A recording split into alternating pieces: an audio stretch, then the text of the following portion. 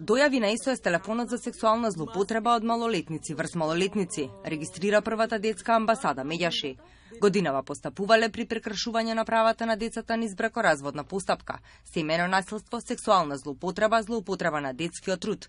Ова се најчестите пријави кои ги добиваат преку телефонот. Медјаши предлага родителите да имаат подеднакви права по разводот, да постои прифатилиште за деца жртви на сексуална злоупотреба, соодветно сексуално образование во основните училишта, отворање центар за ресоциализација и рехабилитација на деца корисници на дрога, задолжително посетување градинка од 3 години за да се реши проблемот со питачењето. Најголем број на децата кои што се жртви се од 6 до 14 години.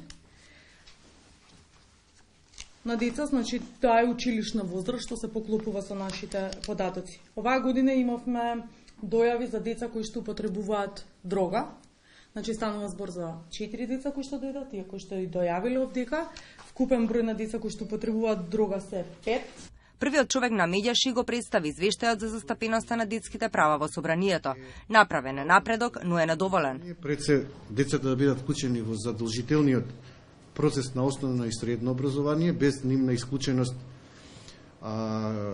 со злоупотреба на деца, нивниот труд, да посветат внимание во однос на децата кои се без извод од матична книга на родените, децата кои се невидливи во државата и не можат да остварат ниту едно право. Од Медјаши апелираат до пратениците да не дозволат децата да се изложуваат на енормната загаденост на воздухот, односно да се прогласува вонредна состојба кога микрочестичките се над 50.